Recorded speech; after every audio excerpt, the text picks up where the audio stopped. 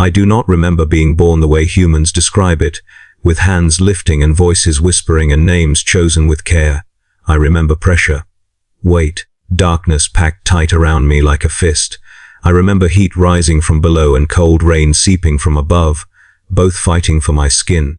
I remember the stink before I remember sight, the thick, choking smell of fungus, rot, smoke, and blood, all mixed together into something that felt like home before I even understood what home was.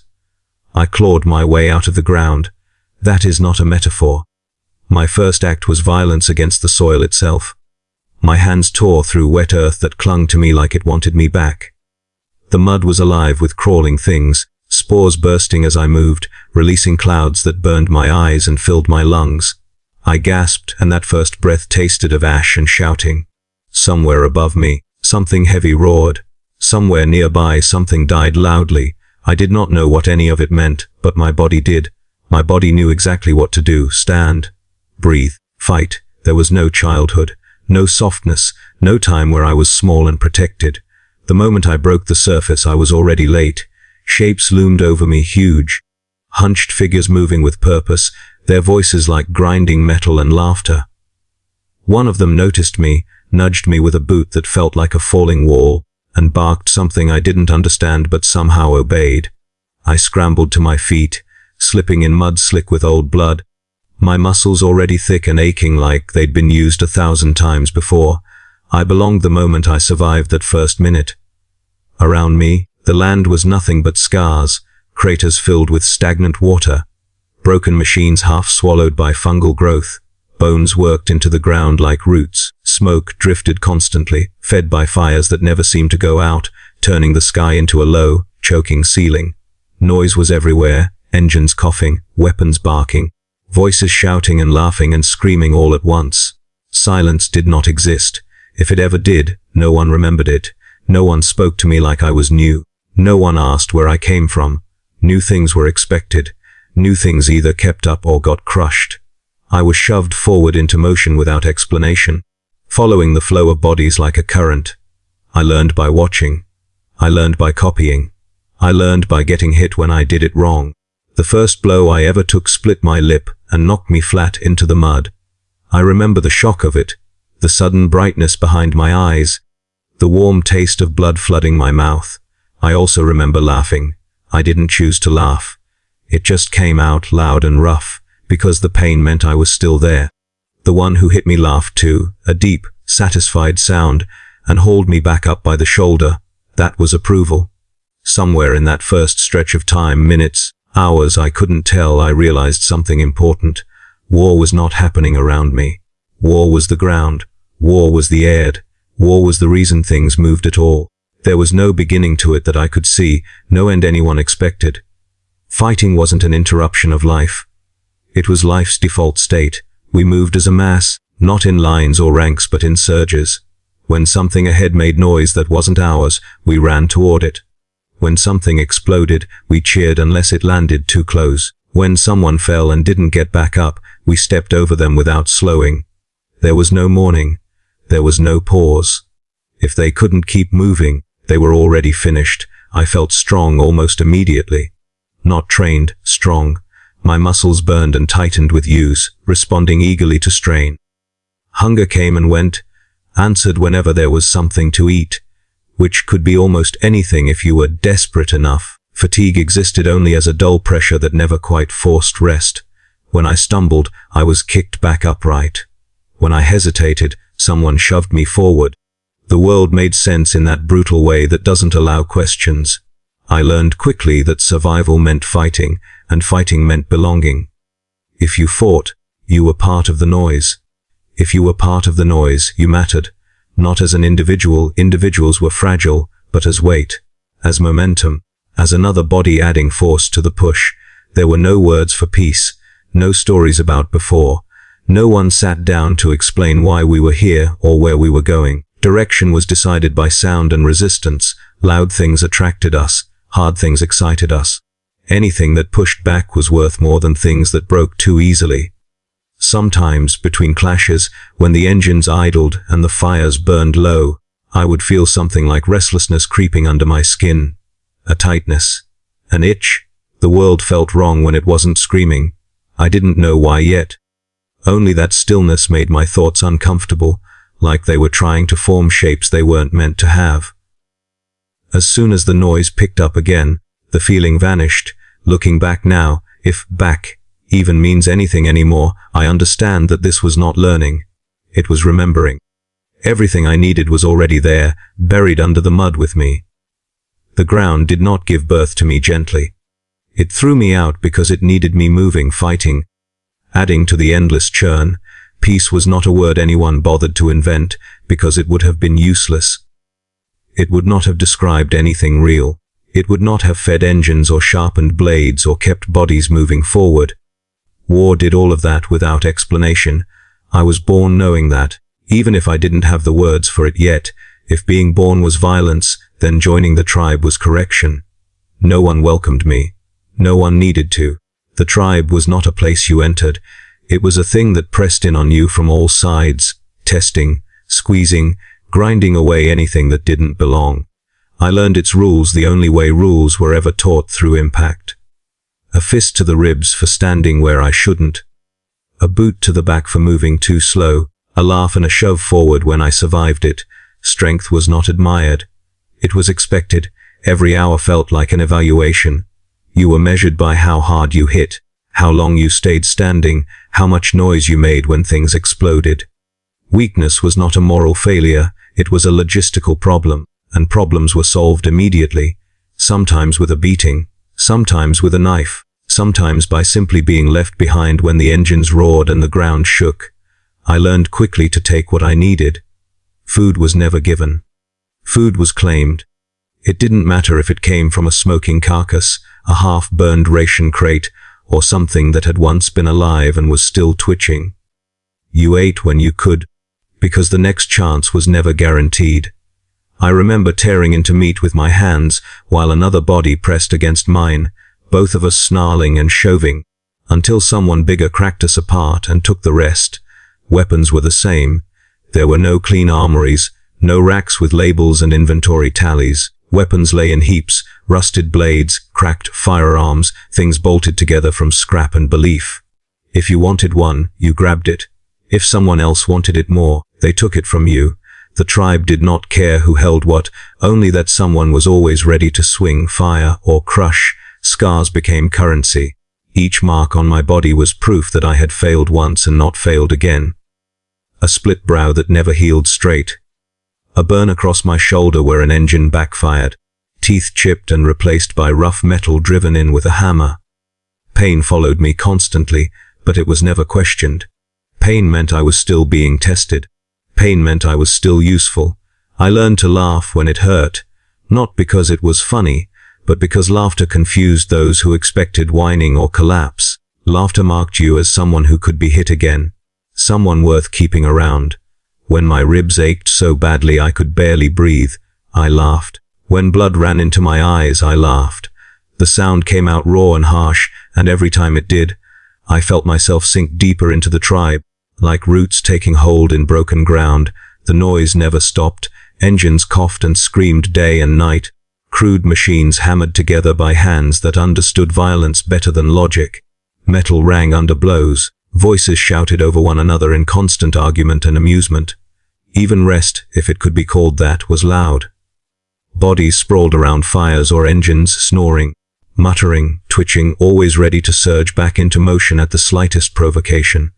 That noise became my lullaby. Silence, when it happened, felt wrong, dangerous, like the world holding its breath before something terrible. I saw others react the same way, restless, irritable, starting fights over nothing just to bring the sound back.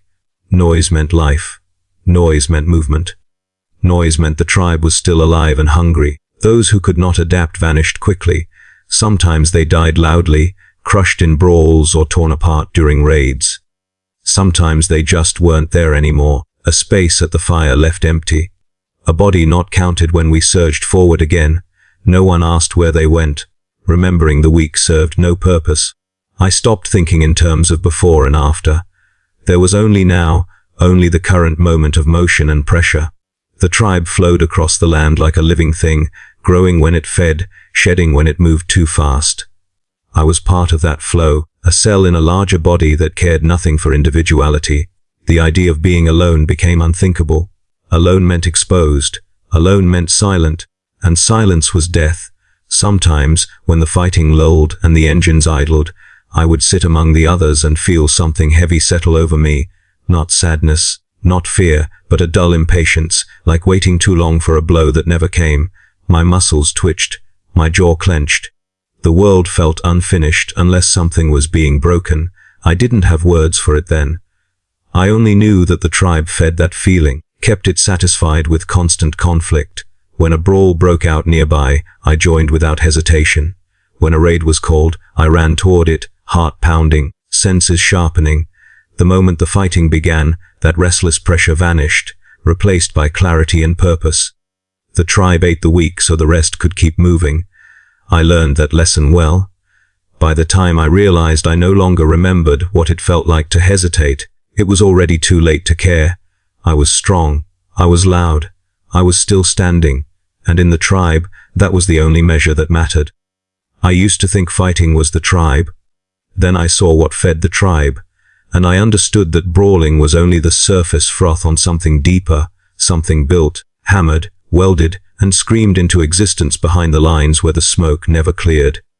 The war wasn't just what we did. It was what we made over and over, until the making itself became another kind of violence. They brought me to the yards when my scars started to look familiar, not as a reward, not as a promotion, just because the tribe had a use for arms that didn't shake and eyes that didn't flinch when metal snapped.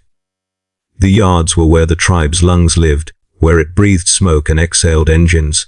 A maze of scrap piles rose like jagged hills, stacked higher than any of our crude towers, all of it dripping oil and rainwater and old blood. The ground was a carpet of filings and broken teeth and shattered rivets. Every step bit into the soles of my boots. Every breath tasted like hot iron. The sound was constant even by our standards. Hammers rang on plates. Saws shrieked through beams. Chains clattered. Engines coughed, stalled, and roared again with a spiteful stubbornness. Voices barked arguments over one another, not because anyone wanted to be heard, but because shouting was the only proper way to think. In the distance, a weapon test rattled the air and shook loose dust from the piles. Laughter answered it, deep, delighted, hungry. I found it comforting. That's the confession. I felt comfort in that filthy, violent industry because it made the world feel right. A place where something was always being broken and something else was always being forced into shape. The tribe didn't wait for weapons to appear. It invented them out of desperation and spite. The Imperium, those distant, organized enemies we sometimes crashed into, built machines with plans and rights and endless rules. We built ours with whatever was closest and whatever we believed hard enough would work. Belief was a kind of fuel. I didn't understand it then, but I felt it. There was a system to the yard, even if no one admitted it. Scrap was sorted, not neatly, but by instinct. Metal here, engines there, ammo crates in another heap guarded by the meanest fighters. Certain figures moved through it all like priests of noise, their hands black with grease, their eyes bright and quick. They didn't bow to anyone, not openly. But others gave them space when they swung their tools. Not out of fear, fear was for the weak, but out of respect for what they could summon from dead metal. They put a chunk of steel in my hands and told me to hold it steady. The first time I did, it jolted with impact as a hammer fell, sending a shock up my arms into my teeth. Sparks jumped like angry insects. The heat kissed my skin. I laughed without meaning to. A nearby builder, face smeared with soot, teeth bared, laughed back and hammered harder. That's how it started, not with doctrine, not with training, but with rhythm. Hold, strike, weld, curse, repeat. The yard taught me that war was not an event. War was a production schedule. It had inputs and outputs. Scrap and bodies went in. Noise and engines came out. Losses were accounted for in a way that didn't require ledgers. If a fighter died, someone else picked up their tool. If a machine exploded, its fragments were dragged back into the pile and used again. Nothing was wasted, not because we were efficient, but because we were hungry. Hungry for more fighting, yes, but also hungry for more making. I watched weapons take shape that should not have functioned. cannons welded to truck frames, blades the size of doors bolted to swinging arms, guns with too many barrels and too few safety measures. I saw fuel lines patched with cloth and prayers, yes, prayers, even if no one called them that. A builder would smack a jammed mechanism, bark a threat at it like it was a disobedient animal, and the machine would shudder and behave. Sometimes it did not behave. Sometimes it tore itself apart and took a handful of bodies with it. No one mourned. They cheered. Because the explosion meant it was loud, and loud meant it was almost right.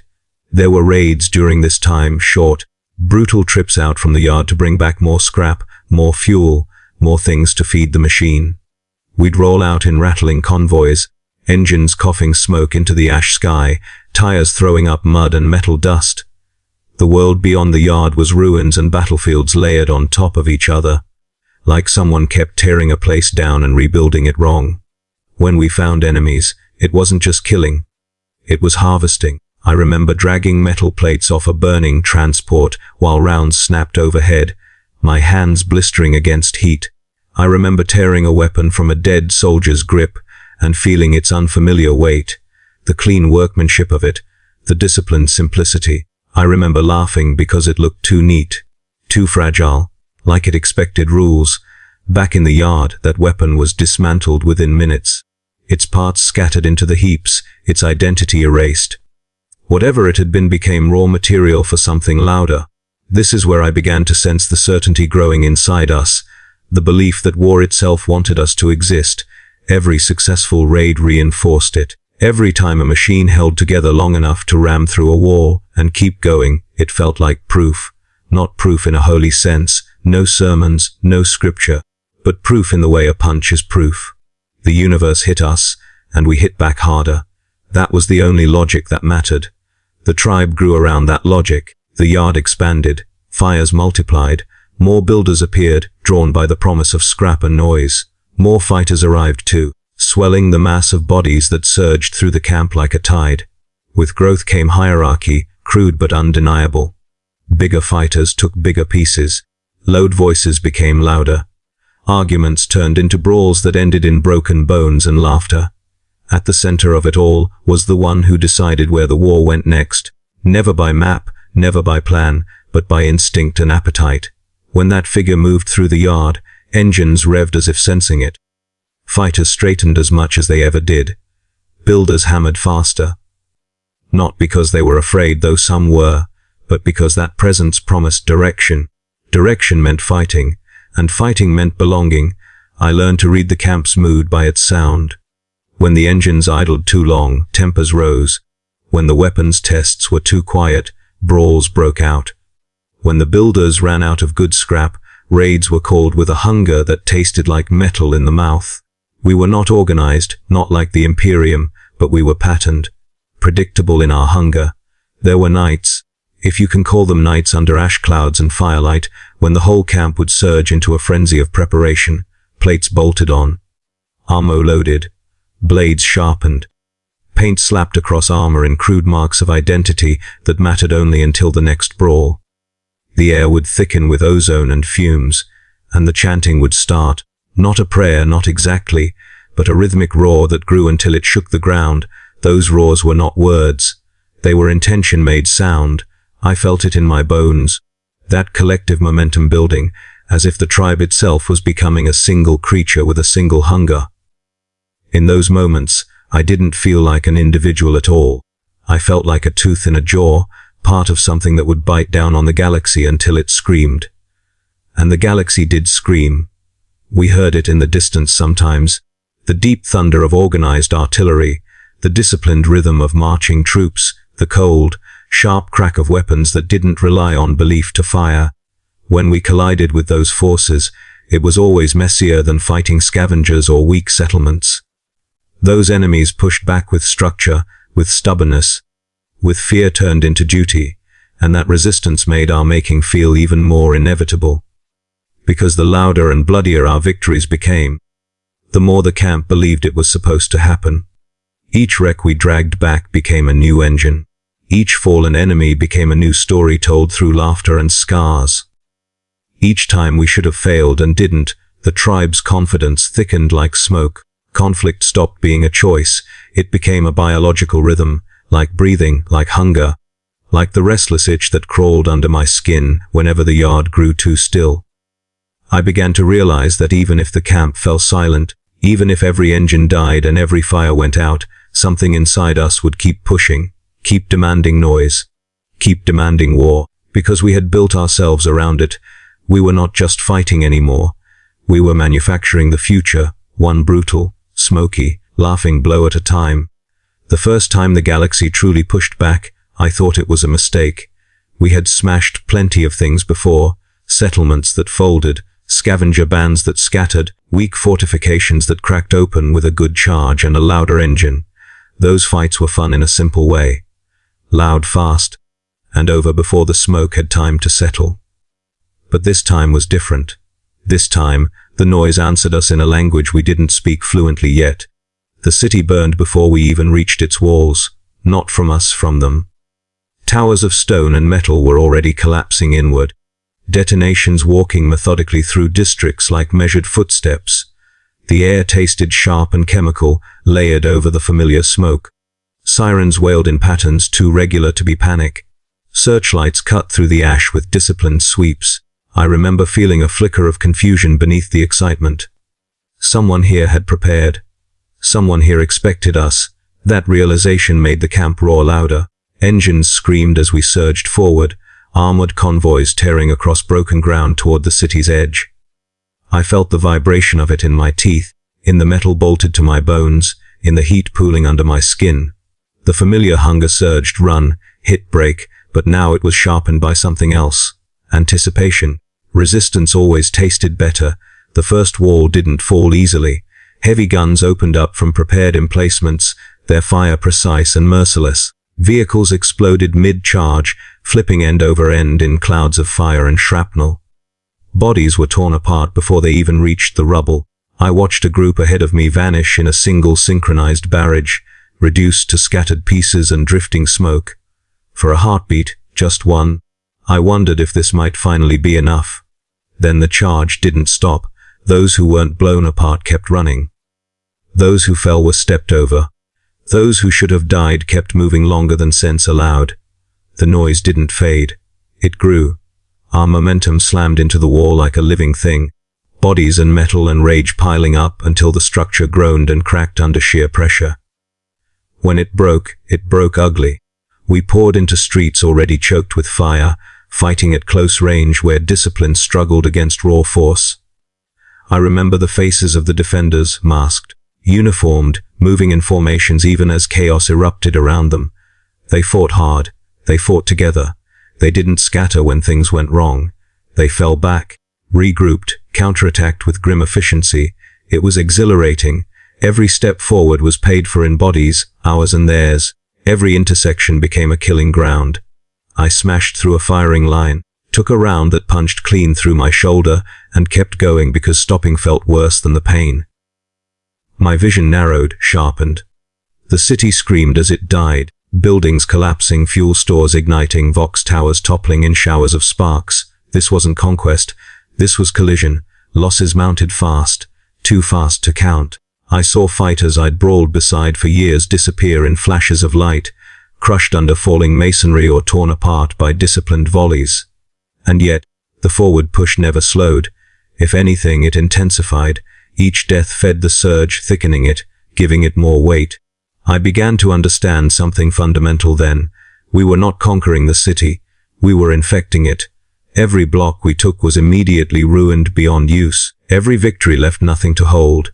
We weren't replacing their order with our own. We were reducing everything to the same raw state we thrived in. Rubble, fire, noise. The galaxy was resisting, and in doing so, it was becoming more like us. The defenders tried everything. They counterattacked with armored columns, their machines clean and efficient, moving with practiced coordination. We smashed into them head-on, turning streets into scrapyards. They deployed heavy weapons that chewed through flesh and steel alike. We laughed and charged them anyway. They withdrew behind fallback lines and detonated sections of the city to slow us. We climbed over the wreckage and kept coming. I lost track of how many times I was hit. Pain registered distantly, like static under the roar of battle. At some point, my armor stopped fitting right, warped by impacts and heat. At another point, I realized I couldn't tell which blood on me was mine. It didn't matter. Nothing mattered except forward motion. The strangest thing was the confusion. The defenders looked shocked. Not by our presence, they clearly knew we were coming, but by our refusal to break. Their tactics were sound, their firepower overwhelming. By any reasonable measure, we should have stalled, fragmented, collapsed. Instead, we pressed harder with every loss. I saw it in their movements, the hesitation creeping in, the recalculations that came too late. They were trying to understand us as an enemy with limits. We didn't have any they could use. By the time the city's central districts fell, it was barely recognizable as a place anyone had ever lived. Fires burned unchecked. The air was so thick with smoke and ash that breathing felt like swallowing sand. The ground vibrated constantly with distant detonations and collapsing structures. The noise never stopped, not for a moment. We stood amid the ruin, bodies strewn everywhere, engines idling, weapons still smoking. Around me, fighters laughed, roared, fought each other for scraps and trophies, even as the last pockets of resistance were hunted down. The city had pushed back with everything it had. It had not been enough. I felt a deep bone-level satisfaction then, not triumph, not pride, but confirmation. The galaxy could resist us. It could hurt us. It could kill us in staggering numbers. But it could not stop us. Every organized defense only sharpened what we were. Every disciplined stand fed the rhythm we lived by. This was not a war to be won. This was a condition spreading. As we pulled out, if pulling out is the right phrase for leaving behind a smoldering ruin, I looked back at the city one last time. It burned the way everything burned eventually, its towers collapsing into the same broken landscape we had crossed countless times before. Another place made suitable for us. Another proof that resistance did not weaken us, it refined us. The galaxy was pushing back now, harder than before, and that only meant the fighting would get better. I learned the truth about death on a field that had already forgotten its own name.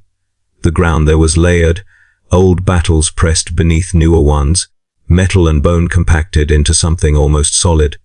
Every step rang hollow, like walking across the lid of a vast coffin. The air burned with smoke and promethium residue, and the sky was a permanent bruise, flashing now and then with distant detonations. It felt like the kind of place where things were supposed to end. I remember charging because that was what I did, because the engines were screaming and the others were screaming with them. Because the hunger was loud and familiar and demanded motion. The enemy line ahead of us was heavy with guns, their fire disciplined and relentless, carving lanes through the charge. Bodies came apart in flashes of light and force, vehicles folded in on themselves. The noise was glorious. I don't remember fear, I remember impact. Something hit me hard enough that the world flipped. I felt myself lifted, weightless for a moment, then slammed back down onto the ground. My vision shattered into sparks. My ears rang with a high, thin whine that cut through everything else. I tried to push myself up and couldn't feel my legs answer. That was new. Pain came next, not sharp, not clean, but overwhelming, like my body had been filled with fire and then crushed. I tasted metal. The sky spun. The noise of the battle dulled, as if I was sinking underwater. For the first time since clawing my way out of the mud, I couldn't move forward. I remember thinking, not clearly, not in words, but in a heavy, sinking way, that this might be it. Then everything went dark. There was no revelation in that darkness, no peace, no sense of ending, just absence. A pause, like the brief silence when an engine stalls before coughing back to life. If there was a gap in time, I couldn't feel it. One moment I was broken on the ground, the next I was aware again, dragged back into sensation without warning.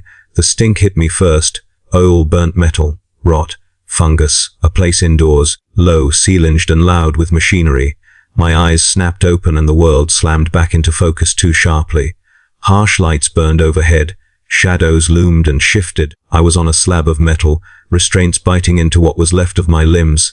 I tried to laugh. The sound came out wrong, thin, broken, half choked, and turned into a cough that sent fresh pain tearing through me. That pain was different, duller in some places, sharper in others, My body felt rearranged, heavier, wrong. Figures moved around me, silhouettes against the glare. They didn't speak much. When they did, it was short, practical sounds: approval, irritation, instruction. Tools clanged. Something heavy was bolted into place with a jarring vibration that rattled through my chest and skull. I realized, slowly, that I was being put back together. Not carefully, not kindly, efficiently. Whatever had torn me apart on the battlefield had done a thorough job. Large sections of me were simply gone, but that didn't seem to concern them. Where something was missing, they added something else. Plates were welded on, rods were driven in. Lines were attached that pulsed and hummed with unfamiliar rhythms. Pain flared and settled again, as if my body were being taught new rules about what it was allowed to feel. I roared when it became too much, and someone laughed in approval and tightened a restraint. That laugh anchored me more than anything else. Laughter meant I was still worth the effort. Eventually, they stepped back. I was unchained and pushed off the slab, collapsing to the floor in a heap of metal, flesh, and smoke. I lay there for a moment, breathing hard, feeling the weight of myself, cataloging what still worked. My legs answered again, though not the same way.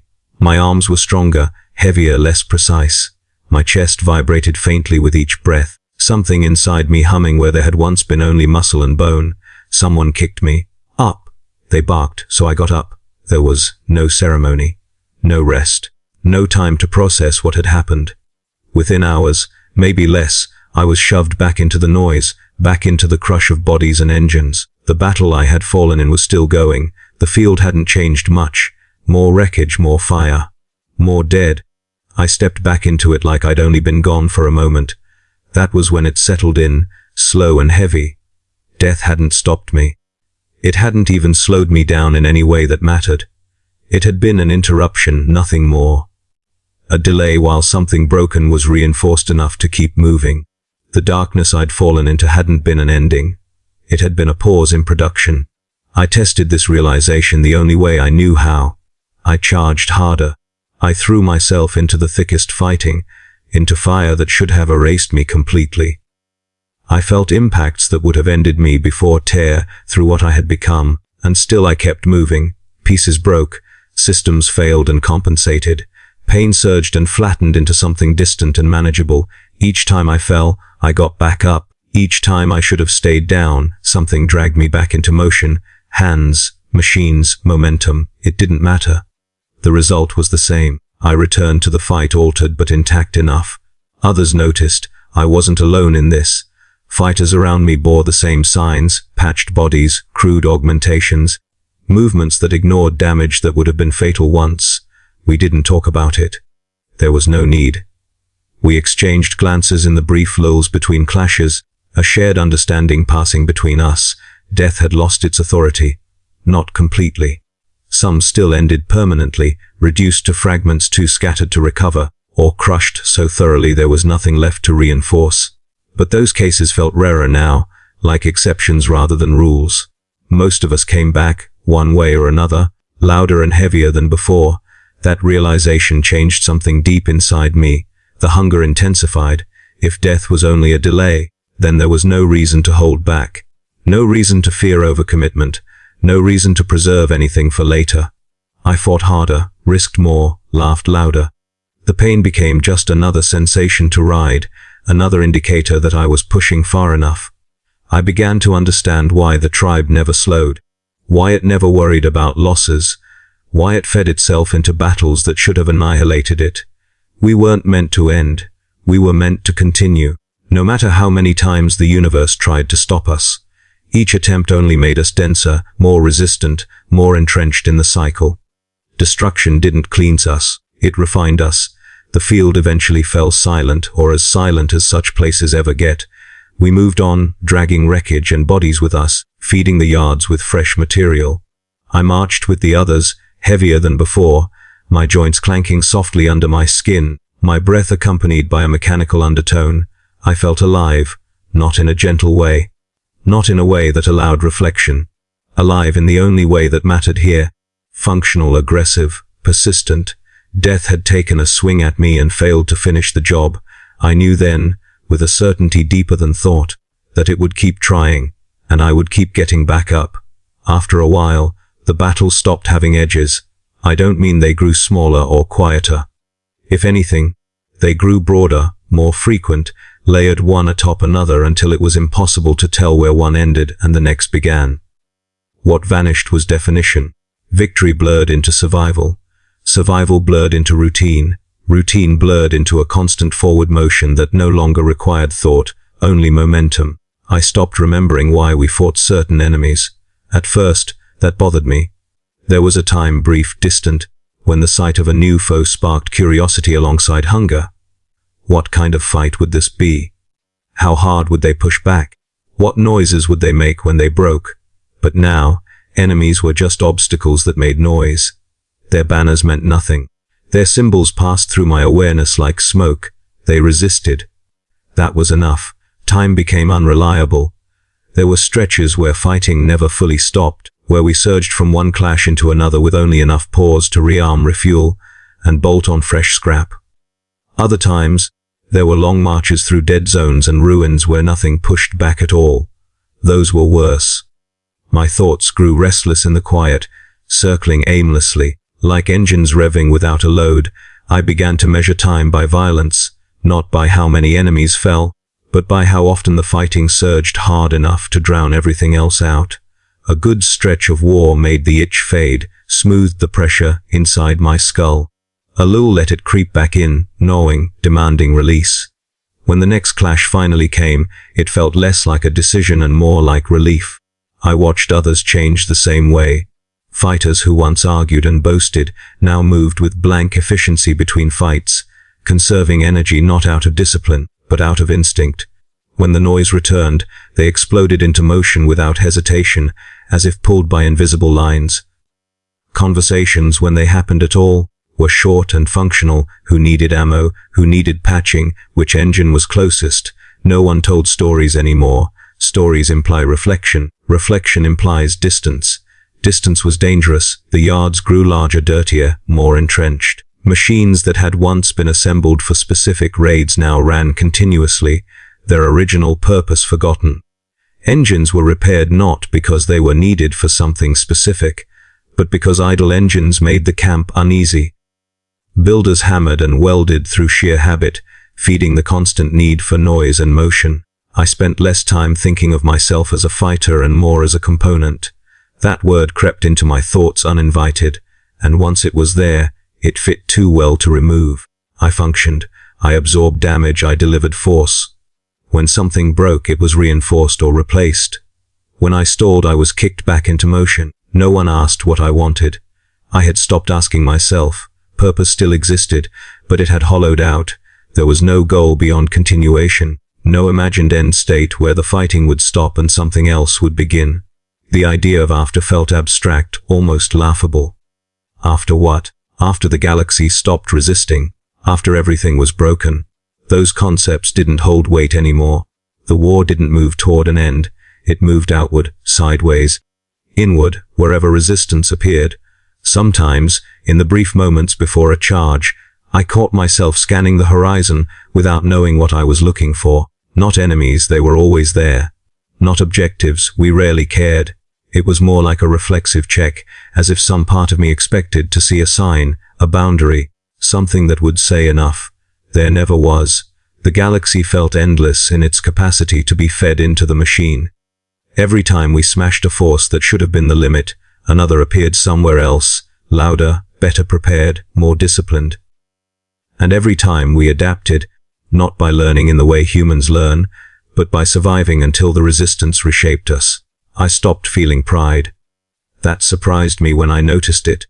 Pride had once been part of the noise, a swelling feeling when something big fell, when the camp roared approval, when I stood taller because I'd proven myself again.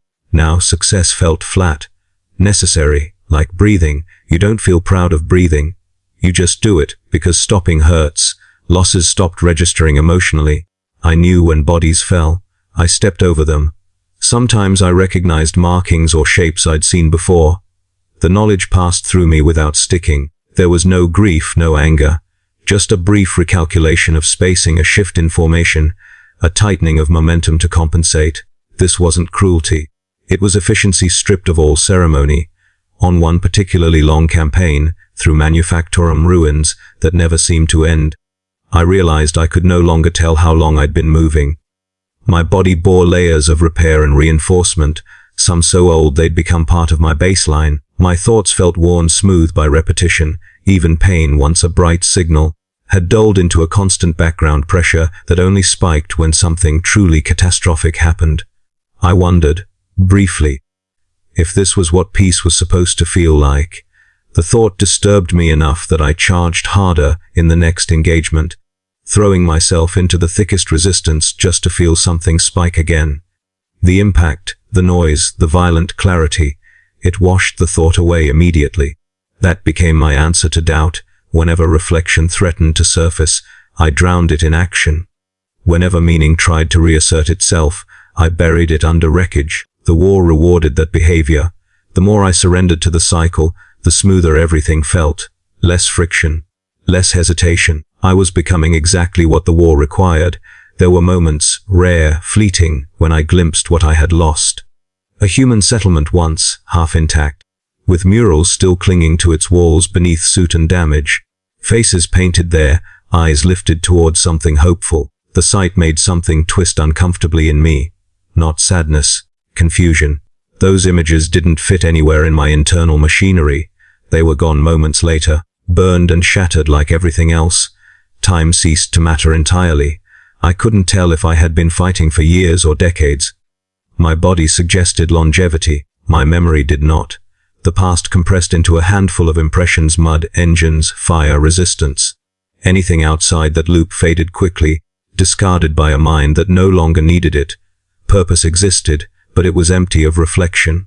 I was doing what I was made to do, and the act of doing it erased the need to ask why. In a way, it was freeing. In another, it was terrifying, but terror requires distance, and I had none left. War had stopped being something I participated in. It had become the only context in which I could exist. And somewhere, deep beneath the noise and motion, I sensed that this was not a failure of meaning, but its final form, purpose reduced to function, function repeated without end, until even the idea of an ending felt unnecessary. There were moments, rare, dangerous moments, when the fighting stopped long enough for the hunger to speak clearly. Not the simple hunger for food or scrap. That one was easy to answer. You ate, you took, you moved on. This hunger was deeper, coiled tight around the inside of my skull and chest, knowing even when my body was whole and my weapons were heavy. It was the need for conflict itself, and when it wasn't fed, it grew teeth. Stillness became unbearable.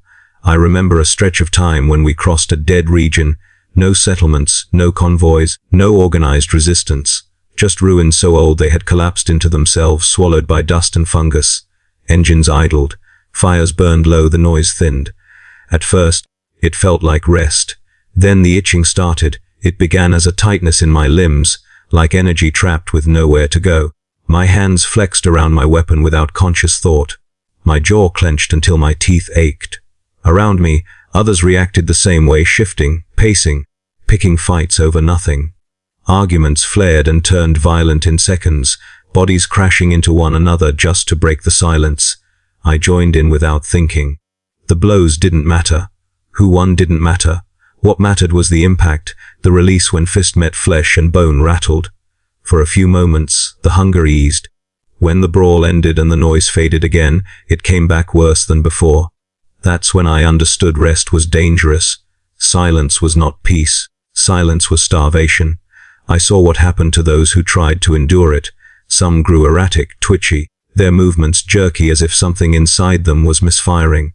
Others fell into a kind of frenzy, attacking anything nearby, friend, foe, machine, until they were restrained or killed. A few simply shut down, slumping against wreckage, eyes unfocused, bodies still breathing but minds gone somewhere unreachable. Those didn't last long. The tribe learned, even if no one said it aloud.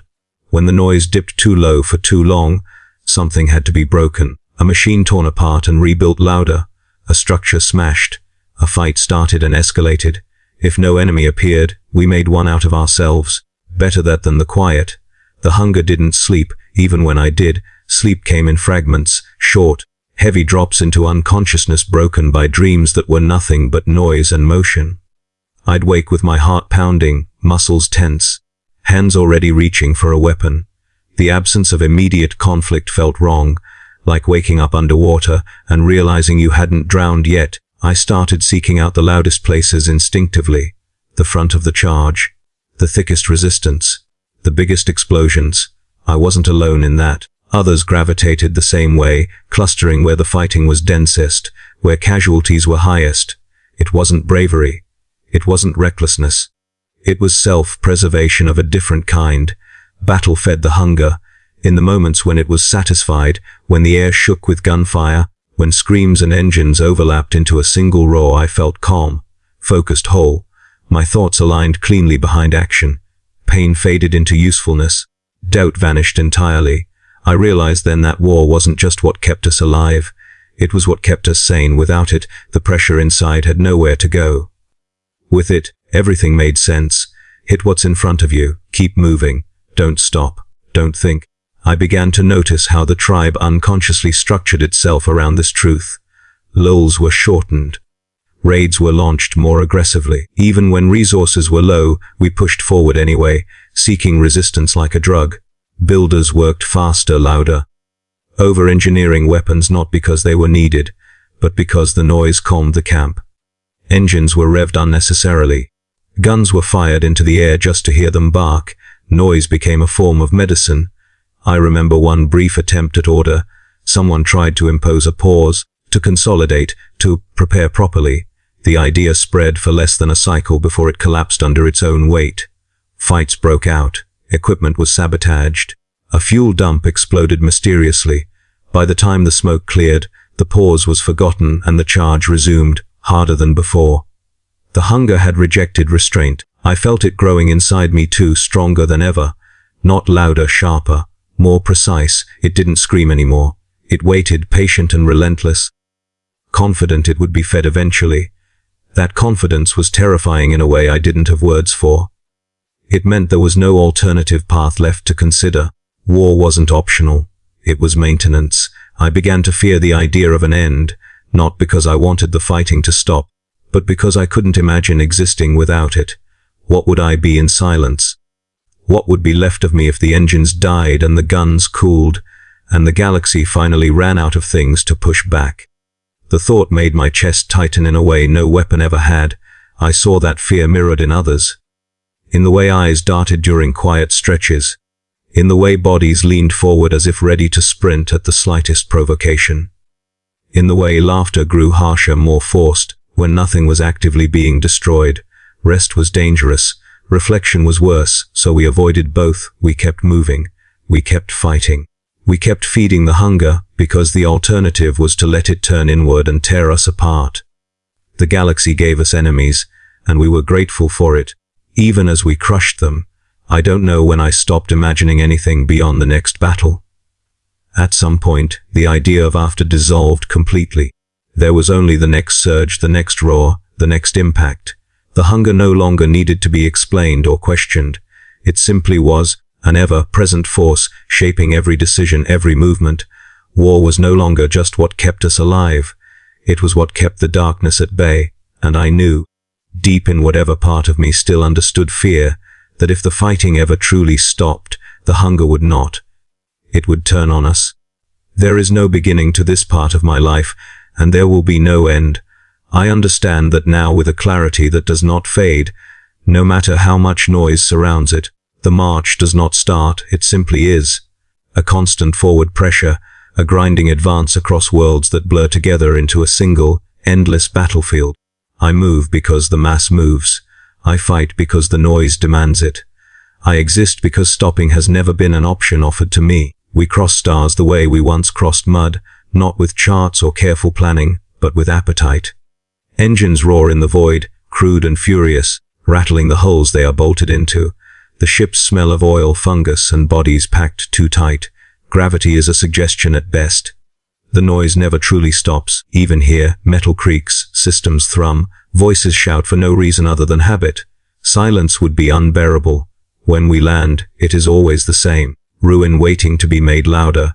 Sometimes it's a hive city, its spires rising like bones through clouds of smoke, already bristling with guns. Sometimes it's a manufacturing world, its surface a maze of conveyors and furnaces and marching lines of workers who stare in shock before the shooting starts. Sometimes it's a shrine world, thick with incense and chanting, its faith no defense against momentum. I do not learn their names. I do not care to. They resist. That is the only detail that matters. Resistance gives shape to the surge, defines where we hit hardest, where the noise peaks. The rest is texture, firelight on stone, the crack of weapons, the collapse of structures that took centuries to build and seconds to destroy. I no longer distinguish between battles. They flow together, one feeding into the next. I remember impressions rather than events, the feeling of charging through smoke so thick it burns the lungs, the shock of impact as something heavy slams into me, the momentary clarity when everything aligns into a single, violent purpose. Then it fades, and another surge begins. My body is an accumulation of continuation, layers of metal and scar tissue, crude reinforcements welded over older ones, systems humming beneath skin that no longer reacts the way it once did. Pain is there, always, but it is background, like engine noise you stop noticing until it changes pitch. When something breaks badly enough to matter, it is fixed or replaced. If it cannot be fixed, I fight until it fails completely.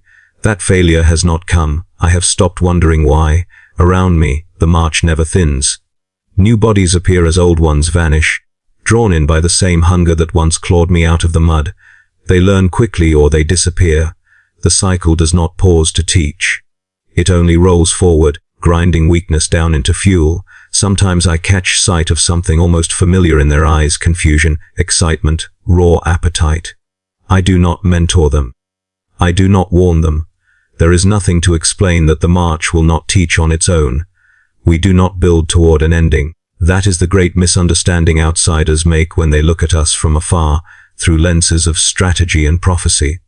They imagine a final war, a decisive clash, a moment where everything resolves into victory or annihilation.